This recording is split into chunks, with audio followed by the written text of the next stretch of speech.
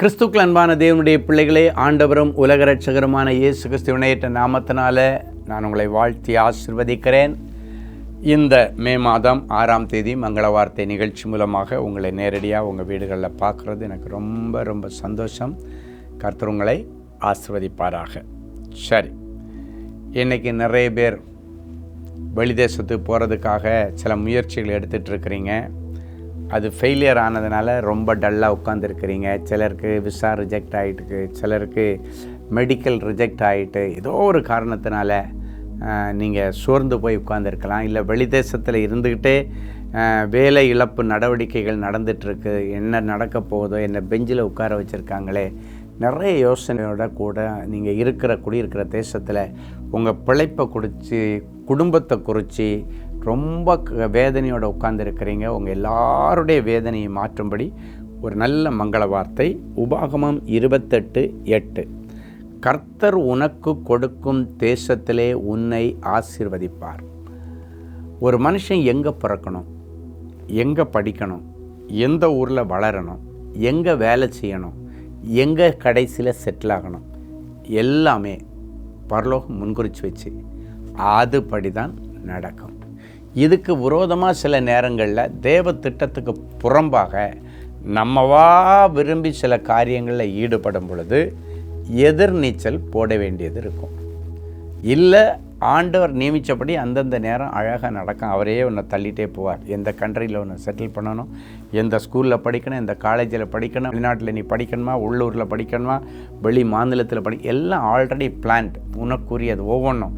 நீ தாயின் கற்பத்தில் விழுந்த நிமிஷத்திலிருந்து நீ பரலோகத்தில் போய் சேர்றது வரைக்கும், நித்திய வீட்டில் போய் சேர்றது வரைக்கும் உள்ளது எல்லாமே ரெடியாக இருக்குது.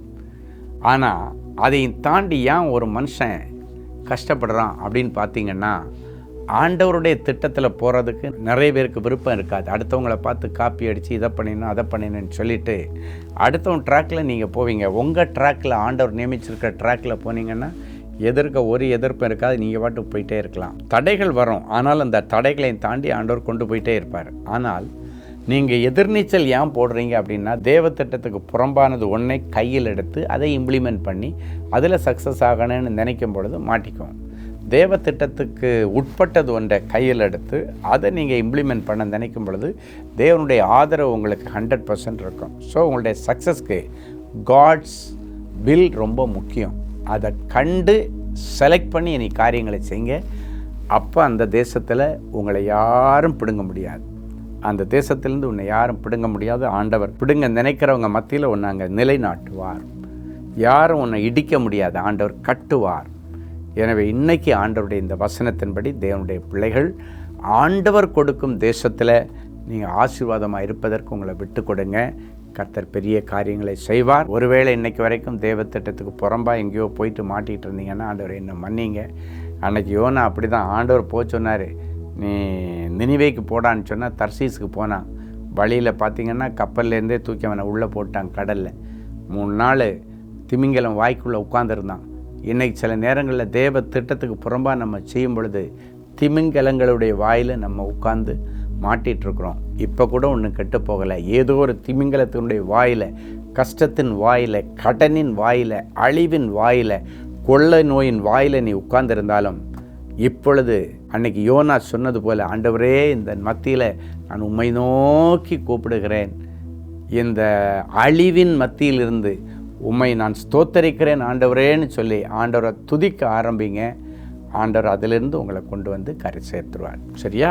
சரி, ஒரு நல்ல சாட்சியை கேட்கலாமா? சகோதரர் சுவாமிதாஸ் ஃப்ரம் பாண்டிச்சேரி. அன்பரின் பாதத்தில் ஒரு நாள் உபவாச கூடுகைக்கு நாங்கள் குடும்பமாக வந்து கொண்டிருக்கிறோம். என்னுடைய மகன் 12வது வகுப்பு தேர்ச்சி பெற்று சென்னையில் ISC தேர்வை முடித்தார். தனி ஜெபத்தின் போது சகோதரர் ஸ்டீஃபன் அவர்களிடம் என் மகன் வெளிநாடு சென்று படிக்க விருப்பமாக இருக்கிறான் என்று சொன்னேன். சகோதரர் அவர்கள் ஜெபித்த போது தீர்க்க தரிசனமாக, உன் பிள்ளைக்கு ஸ்பான்சர் கிடைத்து அவன் வெளிநாட்டில் தன் உயர் படிப்பை தொடருவான் என்று சொன்னார்கள். நான் அந்த வார்த்தையை விசுவாசித்து மகன் வெளிநாடு செல்வதற்கான காரியங்களை ஏற்பாடு செய்தேன். என்ன ஆச்சரியம்! சகோதரர் ஸ்டீஃபன் அவர்கள் தீர்க்க தரிசனமாக சொன்ன வார்த்தையின்படியே என்னுடைய மகனுக்கு ஸ்பான்சரில் படிக்க ஆர்டர் கிடைத்தது. வெளிநாட்டில் உள்ள பல்கலைக்கழகத்தில் நன்றாக படித்து கொண்டிருக்கிறான். போய் படிக்கிறது முக்கியம் இல்லை, ஸ்பான்சரில் அவனுக்கு அந்த கண்ட்ரியில் இலவசமாக போய் படிக்கிறதற்கு ஸ்பான்சர்ஷிப்போட கர்த்தர் அவனுக்கு அனுக்கிரகம் செய்தார். அன்பரின் பாத்தில் ஒரு நாள் கூட்டத்தில் வந்து ஆண்டவருடைய வார்த்தையை கேட்டது நிமித்தம் இப்பவும் நீங்கள் ஆண்டவருடைய வார்த்தையை கேட்குறீங்க. உங்களுக்கும் கர்த்தர் அப்படிப்பட்ட அற்புதங்களை செய்வார். அன்பான ஆண்டவரே உமக்கு நன்றி. இயேசுவின் நாமத்தினாலே என் பிள்ளைகளை ஆசீர்வதிக்கிறேன். ஆண்டவர் என் பிள்ளைகளுக்கு கொடுத்த தேசத்திலே அவர்களை ஆசீர்வதிப்பேன் என்று சொன்னீரே. நீர் முன்குறித்திருக்கிற தேசத்திலே என் பிள்ளைகளுக்கு சுதந்திரத்தை தாரும். உபாகமம் 5:33 படி இவர்கள் சுதந்திரித்திருக்கிற தேசத்திலே பிழைத்து சுகித்து நீடித்து நிலைத்து நிற்கும்படி இவர்களை ஆசீர்வதித்து ஜெபிக்கிறேன். அதற்கு விரோதமாக இருக்க எல்லா தடைகளை உடைச்சி ஆண்டவர் அற்புதங்களை செய்யுங்க. அவங்க உள் தேசத்திலையா, உள்ளூர்லையா, வெளியூர்லையா, வெளிப்பட்டணத்திலையா, வெளி மாநிலத்திலையா, வெளி தேசத்திலையா, எங்கே செட்டில் ஆகணும்னு ஆண்டவர் திட்டம் வைத்திருக்கிறீரோ இன்றைக்கு தேவ திட்டத்திற்கு தங்களை அர்ப்பணிக்கிற பிள்ளைகளுக்கு இன்றைக்கே ஒரு பிரேக் த்ரூ கிடைக்கட்டும். இன்றைக்கே ஒரு விடிவு காலம் பிறக்கட்டும். இயேசுவின் மூலம் பிதாவே, ஆமென். அன்பு தேவனுடைய பிள்ளைகளே, இந்நிகழ்ச்சியின் மூலம் நீங்கள் பெற்றுக்கொண்ட ஆசீர்வாதங்களையும் உங்கள் ஜெப விண்ணப்பங்களையும் அனுப்ப வேண்டிய முகவரி: தேவனின் அன்பு ஊழியங்கள், Vinayak avenue, OMR road, Okkiyam, Thoraipakkam, Chennai 600097. மேலும் 24 மணி நேர ஜெப உதவிக்கு 044-24547-999 மற்றும் 9941950999 என்ற எண்களுக்கு தொடர்பு கொள்ளுங்கள்.